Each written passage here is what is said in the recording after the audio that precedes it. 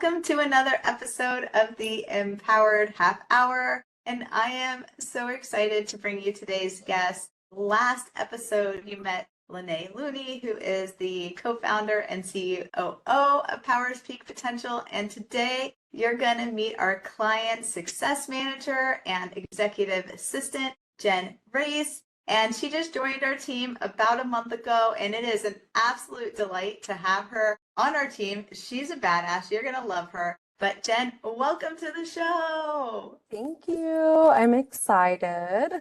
Yeah, I'm excited too. Yeah. So I mentioned that you just joined us about a month ago. It's so great to have you on the team. I can already feel your contributions. But with it being International Women's Month and Employee Appreciation Month, I couldn't find a better way to celebrate that than having you and Lene on the show. So let's get into it a little bit. Okay. You just joined us, right? And give the audience a little bit of background of yourself. How did you end up here? What's your backstory before you ended up here? Tell me more. Okay, yeah. So growing up, I had a little bit of a challenging childhood. So my mom was in active drug addiction. I mean, me and my sister, she would leave us at the house. I was 6. She was 3, and I kind of had to play that mother role for her and take care of her at 6 years old. That's insane. Big responsibility. Right.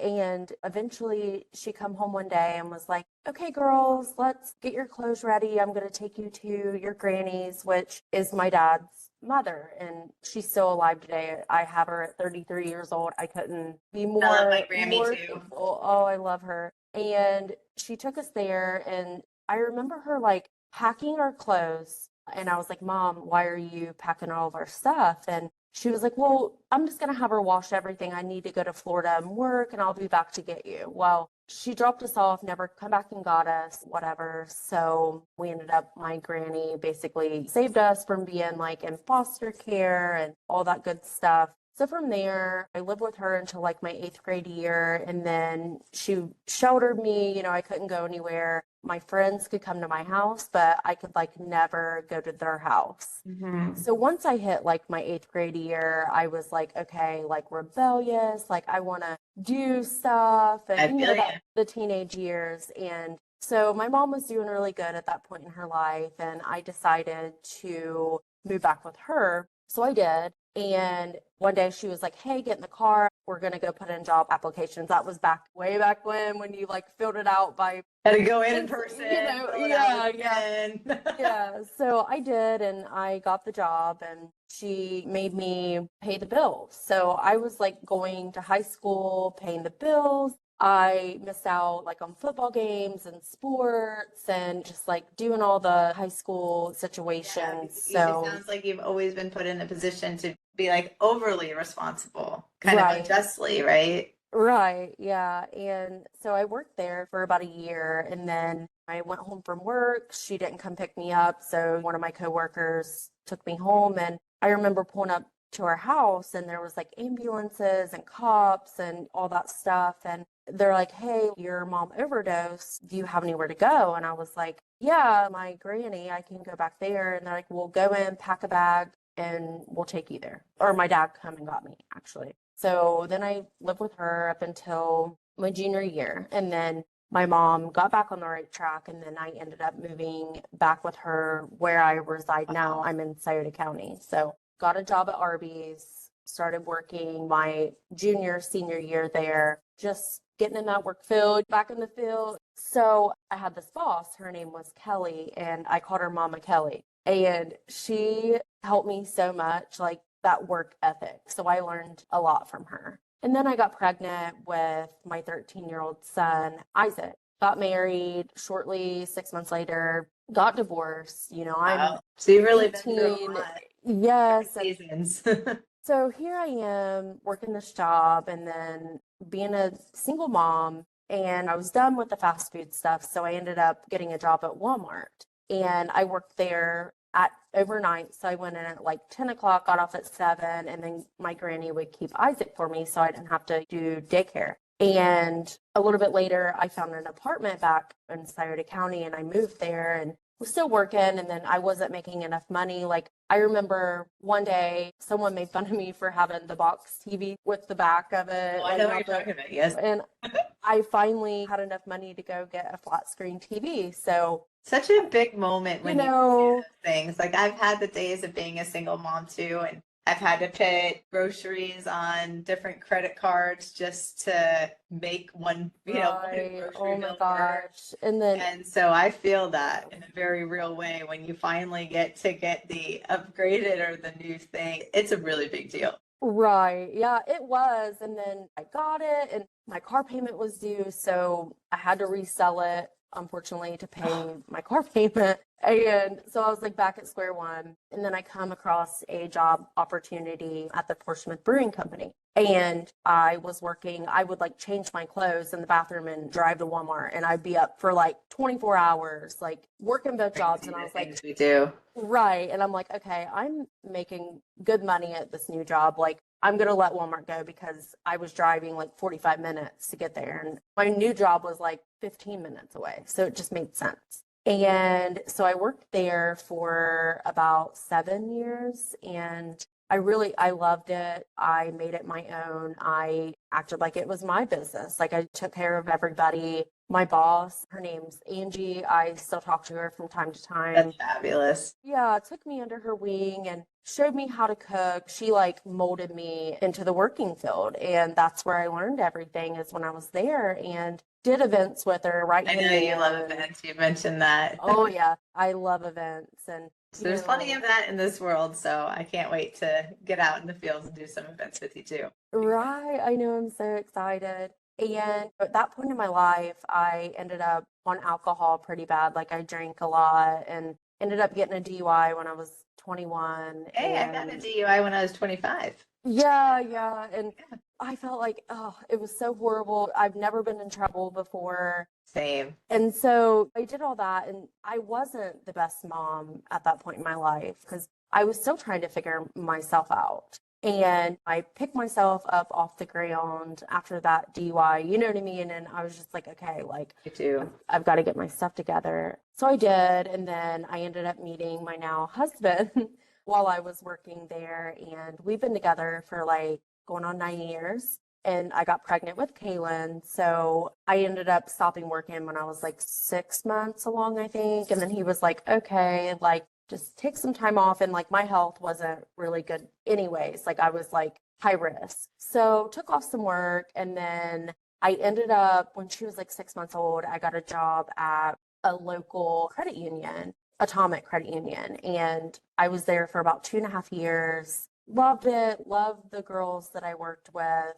It was great, but it was like going to work every day. Like, am I going to lose my job? Like, am I going to get fired today? Is the regional manager going to be there and be like, well, you're terminated? If you made one little mistake, they like, Yeah, it's not fun working in an environment where the fear is like palpable. no, no. And so I just didn't feel like I was so loyal to this company, and I felt like I wasn't appreciated. So unfortunately, I did end up getting fired from there, and I was devastated because my drawer was short and it just was awful. So it didn't take me long. I got a job at AT&T.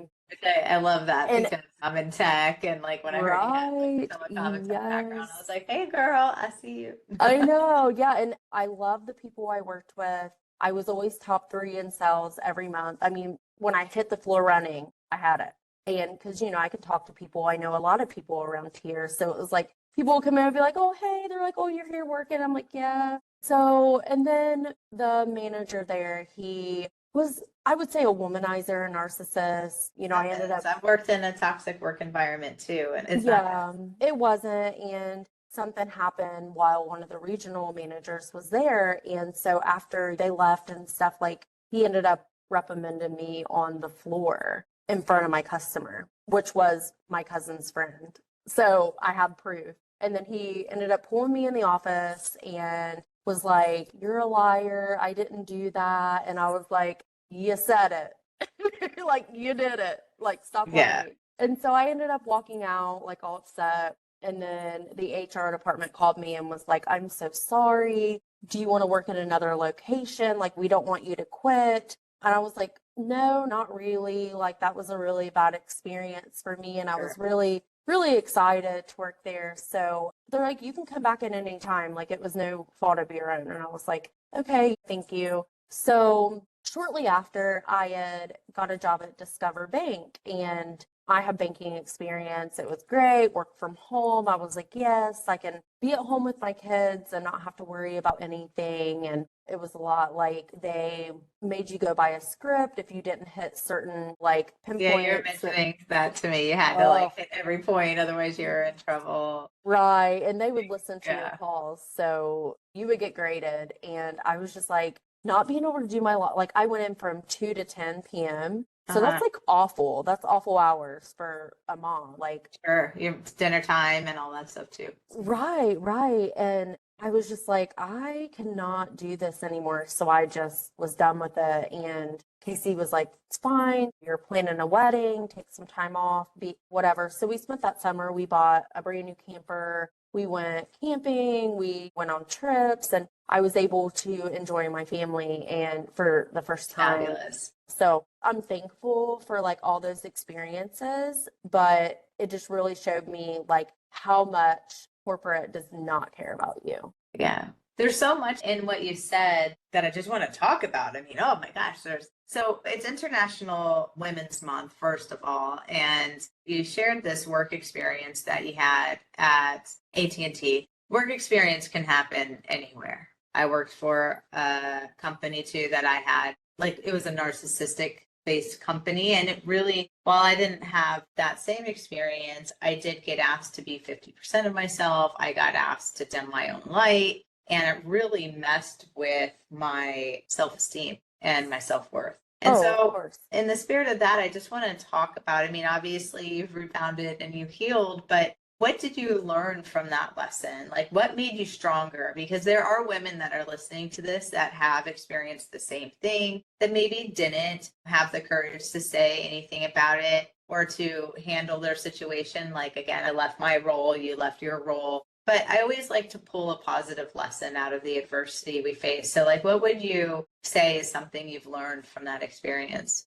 Definitely always put yourself first in your family. There's plenty of other jobs out there. You can find another job, but you can't find another family. You Yes. know what I mean? So always put yourself, your family, your health first. Don't put up with somebody treating you that way. Like they will replace you the minute you walk out the door. They'll put your job on Indeed. Like no questions asked. Like you're replaceable in their eyes. Like they're just there so you do the little things for them so they're getting paid for it. They don't care like what you have going on or you know what I mean? And like Yes. I remember one time that I was working at the bank and my little girl was sick at daycare and I was like, hey, I have to go get her and I didn't have any hours or sick time left. And they're like, well, you're going to have to find someone to get her because if you leave, you're at your maximum. And I was just like, okay, like my kid comes first. So that right there, I was like, okay,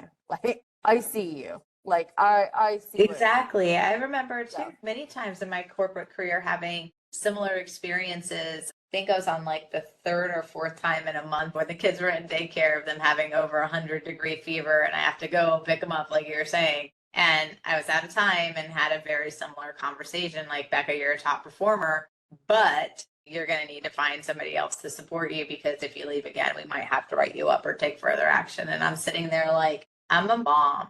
I'm a human being who has to take care of another human being. And the fact that you're threatening me with my job is pretty damn ridiculous. So I think Right. it's an important conversation to have and for us to like talk about that experience because there are other people facing it too. And it feels very scary when you're threatened like that. Mm-hmm. But I found an immense amount of power when I stood my ground. And I don't know what happened in your case, but in my case, I did not end up losing my job. And I really leaned into the fact that I'm a mom and a top performer. Like I need space to be both. So Mm-hmm. I don't know what your thoughts are on that, but I would love to hear like your point of view of what you think of working moms in the field today. Yeah, absolutely. Like those are your dependents. Like they depend on you. And if you can't be there for them, who else is going to be there for them at the end of the day? You know what I mean? I don't see how their minds work. It's just like, oh, we don't care about you, like whatever. And that's why the work that we do here at Powers Peak Potential is so important, because we do get up in the workplace and we're working with corporations and teams to help create healthy cultures that are free from burnout, that are free from those type of psychological abuse or psychological safety problems. I haven't had an opportunity to ask you yet, but how does it feel working for a company that supports the opposite of everything you've experienced? Oh, it is a breath of fresh air. Like, Yeah. I have prayed literally, like, please, God, help me find something where I can excel and still be a part of my family's life and get my work done too, like when I can. And it's just like so awesome to me that I can actually, for the first time, put my family first, put my husband first, like be there for him or the kids' sporting events. Like, I've had to miss out on so many sporting events that it's just sickening to me. And it just sucks. But I am really thankful for the opportunity, and I love you guys so much. I know, Like, we we're love all you too. vibing. You know what I mean? Like, it's just like I feel free. But I like, feel like, I was just yeah. gonna say, and you're vibrating like really good energy. You show up with enthusiasm at work. And I think that's the piece, right? When you're able to treat the people who you work with and work for you, or whatever the relationship is, with respect. You treat them like a human being. You give them the freedom to get their work done in a way that supports their family life. There's been like this scarcity mindset in corporate America for a long time, but this revolution is starting to happen where you start to give the things that you're talking about and you show up even more. You show up excited, you show up with ideas. When you're interacting with our clients, you're very happy and they love you to pieces. So it's such a mind shift from where corporations have been over the years. And I'm really looking forward to having conversations in the future where women didn't have to go through what we've gone through. Right. That would Absolutely. be, if our company has any role to play in that, that would make my heart so happy. Yeah, it's very positive energy here, and I couldn't be happier. So let's change gears a little bit. And you shared a lot of your background and a lot of your personal and professional experiences. But what would you say is like one lesson that's up for you right now, or one aha as you reflect back on the past? So I feel like it was like a blessing in disguise with everything that I've gone through. Like, it made me a stronger woman. It made me more independent. And even though that I had to grow up at a very small age, I feel like that has made me more of a person. It has made me a go-getter. It has made me be loyal. I'm a very loyal person to everybody in my family. Like, in all my jobs, I have always been so loyal, been there on time, never called off, like done what was asked of me. And I just feel like even though I had to get a job at a young age, I feel like that made me more independent and a better person in society. And I like to lift people up. I'm very there for the woman. Like, you go. Like, if I see someone winning, like, you're badass. Like, Yeah, exactly. There's so so much more room to support than there is to criticize. And when we lift each other up, we get to not only enjoy the experiences 10 times more, but then we get to impact others in a really positive way too. right. Which is And I super. want to show my little girl how women should be. Yes. So Go there's, off. Yes, that's what it's right. about. We get to, when you can leverage and like embrace your adversity as your ally, you then get to have this different point of view, like you're saying. Instead of feeling victimized, you're like, listen, I might have been through some hard stuff, but every single thing I have been through has helped me become the woman that I am today. And now I know that I'm in a position where I can not only help myself and my family, but help someone else. And like you said, when you have kids, just those actions, you being more authentically you and showing up for you and other people, lets you leave behind a legacy. Right? And I think that's the coolest thing that I've seen unfold as I've gotten to work with more and more, whether it's women or high performance teams, when these boundaries get put in place and priorities get shifted around, legacy and impact seem to be the biggest outcomes. Absolutely. Yeah. So cool. All right. So I want to ask another question. I can't believe like we are just a few minutes away from being done. 30 minutes flies by every single time. I'm always surprised. I'm like, I look up and I'm like, oh my gosh, it's almost over. So what's an empowering thought or statement that you could give the listeners today based upon where you're at now and where you see yourself going? I would say to all the women out there, even if you're struggling, even if you're going through what you're going through, there's always light at the end of the tunnel. You just have to be positive. You have to want it, and it'll happen. You just got to keep going. You can't give up. And I did not give up. And everything that I've been through in my life has made me stronger. So I'm not mad about everything that I've gone through. It just makes me very thankful that I did not end up the way that You could have. I Yeah. could have. Yeah. Exactly. Absolutely. I love that message so much. And well, Jen, thank you for being part of the Powers Peak Potential team. We are just absolutely thrilled to have you. Thank you for being a guest on the Empowered Half Hour with only being a month here. I'm like, come on the podcast. I want people to I know. say hello. I love it. I love it. So. That's awesome. Well, thanks again. And that wraps up this week's episode. I know. Thank you for having me.